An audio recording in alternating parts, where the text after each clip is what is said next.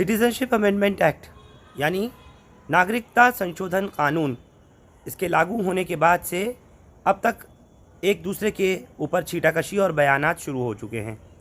हालांकि भारतीय नागरिकों के ऊपर इसका कोई फ़र्क नहीं पड़ने वाला और ख़ास तौर से अगर मुसलमानों की बात की जाए तो मुसलमानों को भी इससे CAA से कोई लेना देना नहीं है। NPR और NRC का जो मामला है वो बात की बात है, वो बाद में देखा जाएगा। लेकिन दिल्ली के मुख्यमंत्री अरविंद केजरीवाल ने एक प्रेस कॉन्फ्रेंस करके CAA लागू होने के दिन ही जो बयान दिया उसको लेकर के केंद्रीय गृह मंत्री अमित शाह ने एक पूरा ANI को इंटरव्यू दिया। उसमें दिल्ली के मुख्यमंत्री अरविंद केजरीवाल को भ्रष्टाचारी समेत बताते हुए बहुत सारे आरोप प्रत्यारोप उन पर जड़ दिए। जवाब देते हुए मुख्यमंत्री अरविंद केजरीवाल ने अमित शाह के तमाम बयानों को बेबुनियाद और गलत बताते हुए और बयान जारी कर दिए। दोनों की बयानबाजी जो चल रही है उसको लेकर दोनों CAA के मुद्दे पर आमने सामने नजर आए। एक बार सुनिए और देखिए अमित शाह और अरविंद केजरीवाल के बयानात को। अपनों की यादें खुशबू की तरह होती हैं, चाहे कितने भी खिड़की दरवाजे बंद कर लो, हवा के झोंके के साथ अंदर आ ही जाती हैं। अब हवा चले ना चले, हमारे इत्र के साथ बनाई यादें हमेशा आपके साथ रहेंगी। जमजम परफ्यूम्स, हजरत निजामुद्दीन से निकली खुशबू जो पिछले 30 साल से आपकी यादों का हिस्सा है। दिल्ली के मुख्यमंत्री अपने भ्रष्टाचार के उजागर होने से अपना आपा खो बैठे हैं। अपने पूरे बयान में जो प्रश्न मैंने कल उठाए थे उसका किसी भी एक भी प्रश्न का उन्होंने जवाब नहीं दिया। उन्होंने केवल मुझे गाली गलौज किया है, केजरीवाल भ्रष्ट है, केजरीवाल ये है, केजरीवाल ऐसा है, केजरीवाल वैसा है। मुझे छोड़ दीजिए, मैं इंपॉर्टेंट नहीं हूं, देश इंपॉर्टेंट है। देश के 140 करोड़ लोग इंपॉर्टेंट हैं। जो इतनी भारी संख्या में बाहर से आप पाकिस्तान, बांग्लादेश के लोगों को हमारे देश में लाके बसाना चाहते हो, उनको नौकरियां कहां से दोगे? उनके लिए नौकरियां कहां से आएंगी? उनको मालूम नहीं है कि ये सारे लोग आ चुके हैं, आज भारत में ही रह रहे हैं। सिर्फ इनको अधिकार नहीं मिला है, वो अधिकार देने की बात है। 50 में आ गए, 60 में आ गए, 70 में आ गए, 80 में आ गए, आज भी नागरिकता नहीं है। मैं आपसे पूछना चाहता हूं, 2014 के बाद आना बंद हो गया? 2014 के बाद भी आ रहे हैं, अभी तक आ रहे हैं। माननीय गृह मंत्री श्री अमित शाह जी ने जो कल मैंने प्रेस कॉन्फ्रेंस की थी उसके ऊपर उन्होंने बयान जारी किया है, उसी का जवाब देने के लिए मैं आज आपसे मुखातिब हो रहा हूं। मैंने उनका बयान सुना, माननीय गृह मंत्री जी का। अपने पूरे बयान में जो प्रश्न मैंने कल उठाए थे उसका किसी भी एक भी प्रश्न का उन्होंने जवाब नहीं दिया। उन्होंने केवल मुझे गाली गलौज किया है, केजरीवाल भ्रष्ट है, केजरीवाल ये है, केजरीवाल ऐसा है, केजरीवाल वैसा है। मुझे छोड़ दीजिए, मैं इंपॉर्टेंट नहीं हूं, देश इंपॉर्टेंट है। देश के 140 करोड़ लोग इंपॉर्टेंट हैं, उनकी बात करते हैं। मैं आपसे पूछना चाहता हूं कि आज हम पूरा देश मिलके, सारी सरकारें मिलके अपने देश के बच्चों को रोजगार देने में असमर्थ हैं। जो इतनी भारी संख्या में बाहर से आप पाकिस्तान, बांग्लादेश के लोगों को हमारे देश में लाके बसाना चाहते हो, उनको नौकरियां कहां से दोगे? उनके लिए नौकरियां कहां से आएंगी? पहले अपने बच्चों के लिए तो नौकरी का इंतजाम कर लो। ये मेरा कल मूल प्रश्न था। उनके लिए घर कहां से आएंगे जो आप इतनी बड़ी संख्या में पाकिस्तान से, बांग्लादेश से लोगों को लाके अपने देश में बसाना चाहते हो, माइग्रेशन करवाना चाहते हो?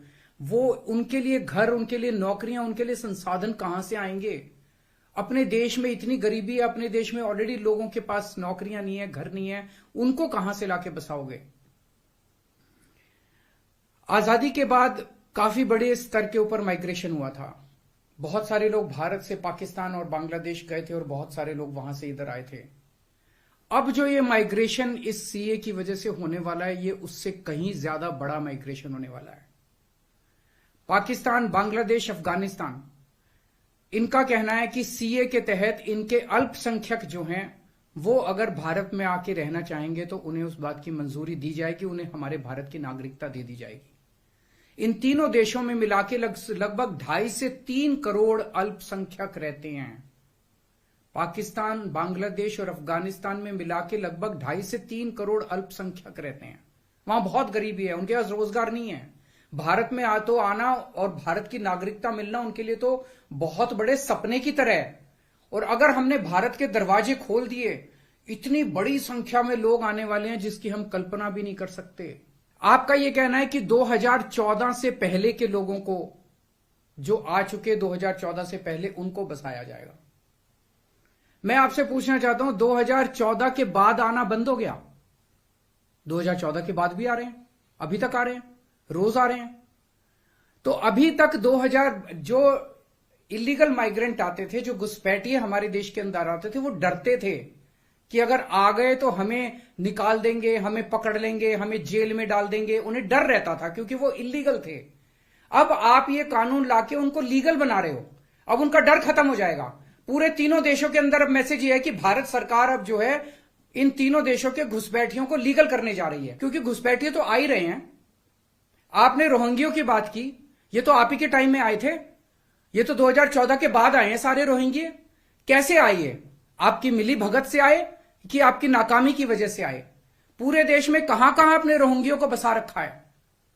तो जो इतने एक तरह से दरवाजा जो खोल रहे हो, इनको जो लीगल बना रहे हो, ये देश के लिए बहुत खतरनाक है। और इतनी भारी संख्या में इसके बाद घुसपैठिए आने वाले हैं जिसकी हम कल्पना भी नहीं कर सकते। आप उनको नागरिकता देके अब सरकारी नौकरियों दी जाएंगी उनको। पाकिस्तान से आए हुए घुसपैठियों को हमारे देश के अंदर अब सरकारी नौकरियां दोगे आप, उनको उनके राशन कार्ड बनाएंगे हम लोग। आज दिल्ली के अंदर 72 लाख लोगों के राशन कार्ड हैं, वो कम पड़ते हैं। हम बार बार केंद्र सरकार को लिखते हैं, भाई हमारे दिल्ली के अंदर गरीब ज्यादा है, राशन कार्ड बढ़ाने की इजाजत दो। उनके राशन कार्ड बढ़ाने की इजाजत नहीं देते और पाकिस्तान से लाके उनके राशन कार्ड बनाओगे आप, पाकिस्तान और बांग्लादेश के लोगों का। ये तो सही नहीं है। हमारे देश के लोगों के अधिकार मार के आप उनके लोगों को अधिकार दे रहे हो। सरकारी पैसा हमारा पैसा है, सरकारी पैसा 140 करोड़ लोगों का पैसा है, हमारे टैक्स का पैसा है। पाकिस्तानियों ने टैक्स नहीं दिया, बांग्लादेश के लोगों ने टैक्स नहीं दिया, इस देश के लोगों ने टैक्स दिया। इस देश के लोगों के टैक्स का पैसा आप पाकिस्तान और बांग्लादेश के लोगों को यहां लाके उनको बसाने में खर्च करना चाहते हो, ये मंजूर नहीं है। हाय मैम, मैं आपके बैंक से बोल रहा हूँ। आपका लास्ट ट्रांजैक्शन प्रोसेस नहीं हुआ है, उसको कंप्लीट करने के लिए आप अपना पिन या ओटीपी मुझे बताइए ना। Hi madam, you are our lucky customer.